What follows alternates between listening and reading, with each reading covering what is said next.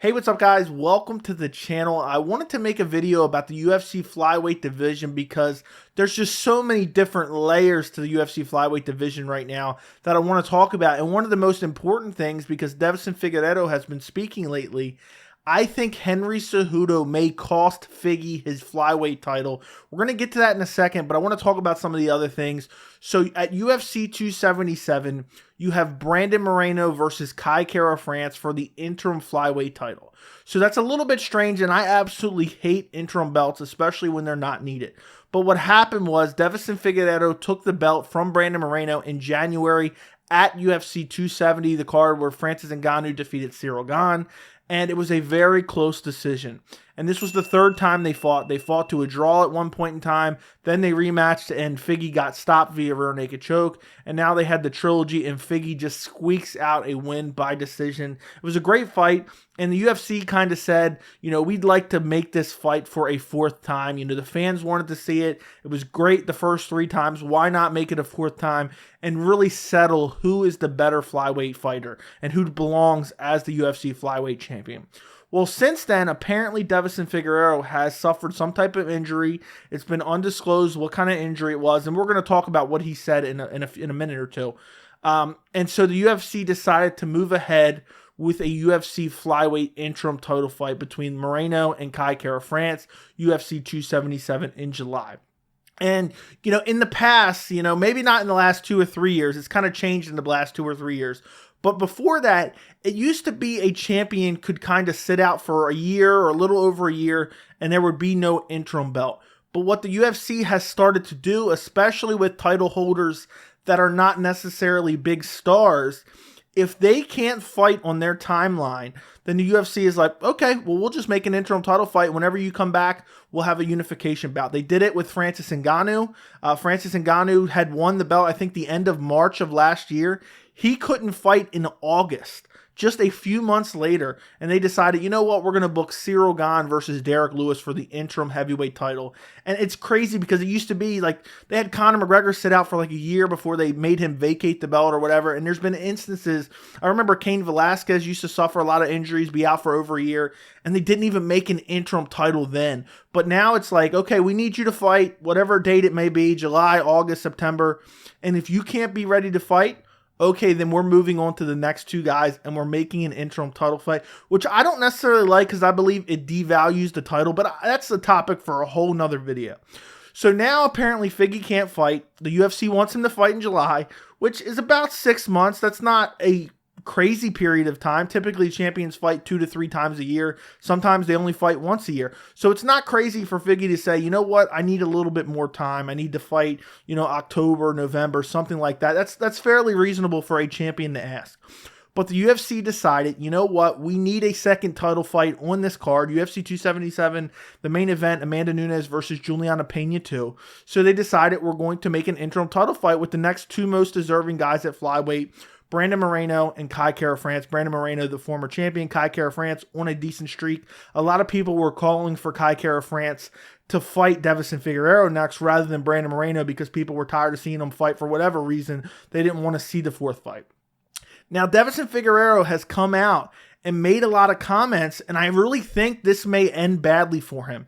And I almost wonder if Henry Cejudo is giving Deiveson Figueiredo advice on negotiations with the UFC, because it just seems like straight out of Henry Cejudo's playbook. It doesn't make sense. It's not going to work. And for those of you who don't know, Henry Cejudo became the bantamweight champion, and then he defended the belt one time at UFC 249, the first show after the pandemic in 2020. He beat Dominic Cruz, and then he retired in his post-fight interview.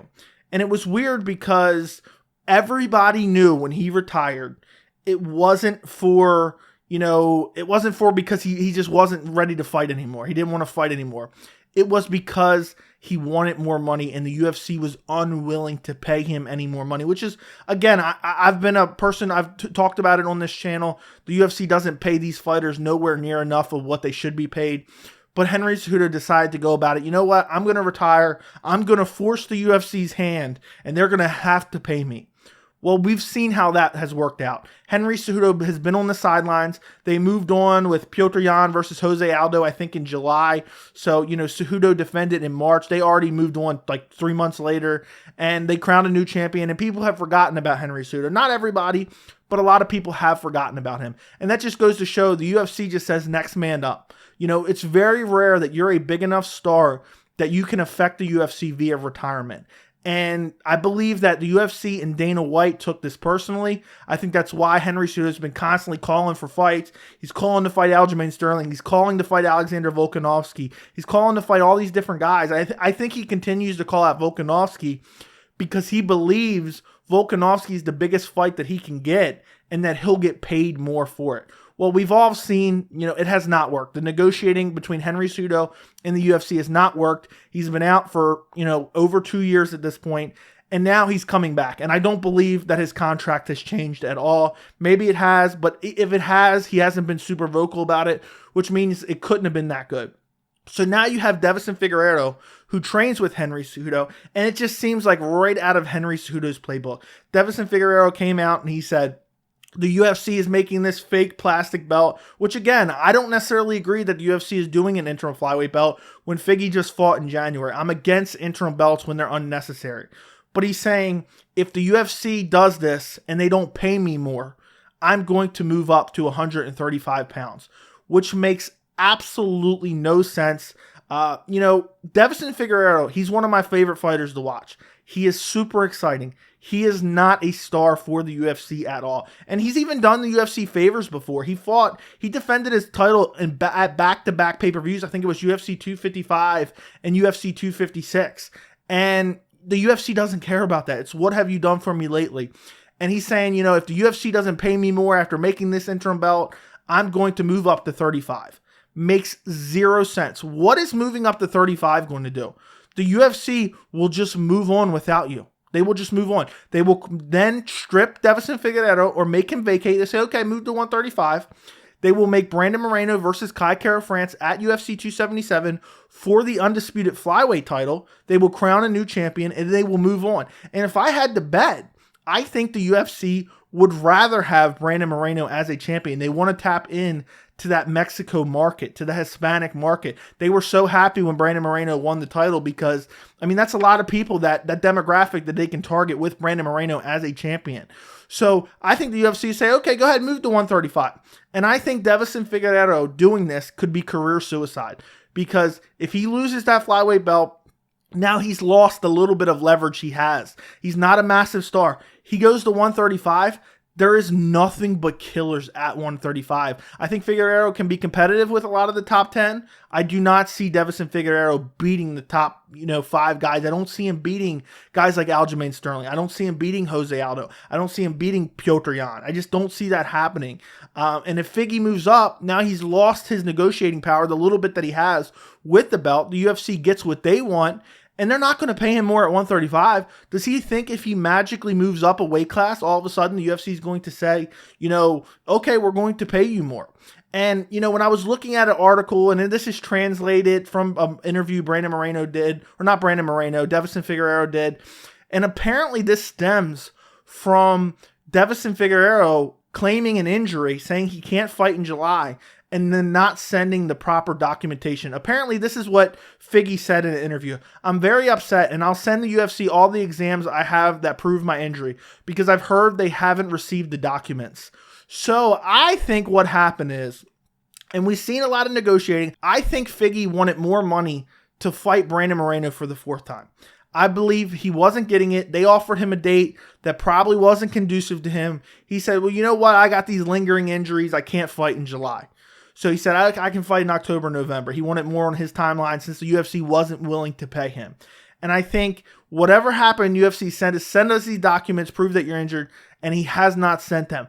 Or I could totally see the UFC saying, we want you to come and see our doctors. I've heard that from Dana White before regarding different injuries, and they want him to see their doctors to prove he's injured and not just using this kind of as a negotiating tactic. Now, I think it's bullshit. Honestly, I think it's bullshit. I think Figueiredo, if he wants to fight Moreno in, October, November, maybe September, I think that should be totally fine. He fought in January. A champion fighting twice a year is about regular nowadays. I think they should have let him do that. But if he is, because he doesn't want to fight Brandon Moreno, not because he's scared, but just out of spite, he said he doesn't like Brandon Moreno, doesn't want to fight him again. He talked a lot of shit in the lead up to the third fight. If he doesn't want to fight him and he's kind of trying to skirt around it because he doesn't want to give him another shot at the title, because it's a 50-50 fight. He could easily lose the fight just as much as he won. I mean, the last fight was a close decision. And now he's just going deeper and deeper, digging his hole deeper and deeper. And there's a chance that this ends with Deiveson Figueiredo getting stripped of his flyweight belt, them making Brandon Moreno versus Kai Kara France at UFC 277 for the undisputed flyweight belt, and then them telling Figgy, move up to 135 and earn your shot. And it's going to be tough to earn a shot in the 135-pound Shark Tank. I mean, and look, even Henry Cejudo, who's now coming back, he's not even guaranteed a shot, and I don't think he's going to get a shot. I think the UFC might make him fight one fight in a number one contender fight before he gets a shot at the bantamweight title, and he retired the bantamweight champion. TJ Dillashaw came back from a suspension from USADA for 2 years after injecting EPO into his body, cheating the system, and it looks like, it's not official yet, it looks like he's going to get one fight and then return and fight for the title, because he was the bantamweight champion, but his last fight was a loss to Henry Cejudo at flyweight, where he went down, tried to take the flyweight belt. So I really think Deiveson Figueiredo is getting bad advice from his management team. I think he's getting bad advice from Henry Cejudo, who has no idea how to negotiate a deal or negotiate with the UFC, and I really think this could end badly for Figgy. What I would like to see happen, Brandon Moreno, Kai Kara France, fight for the interim belt at UFC 277. Even though I would just rather it be not for an interim belt, it's devaluing the belt. The winner of that fight then take on Figgy in October, November, because I really want to see that Deiveson Figueiredo versus Brandon Moreno fourth fight. I think it was an amazing, first three fights, especially that first fight was really good. I had Figgy winning without the point deduction. And then you had the second fight where Figgy just got choked out, and it was a spectacular performance from Brandon Moreno. And, if Brandon Moreno is able to defeat Kai Kara France, which my early prediction is Brandon Moreno in that fight, I just think he's the better fighter. I am dying to see Brandon Moreno versus Figgy 4. I think the fight just makes a lot of sense. And I don't think moving up is going to achieve anything for Deiveson Figueiredo. So let me know what you guys think in the comments. Do you guys like these kind of speculative videos? Let me know in the comments about that as well. Don't forget to like the video, and thank you so much for watching.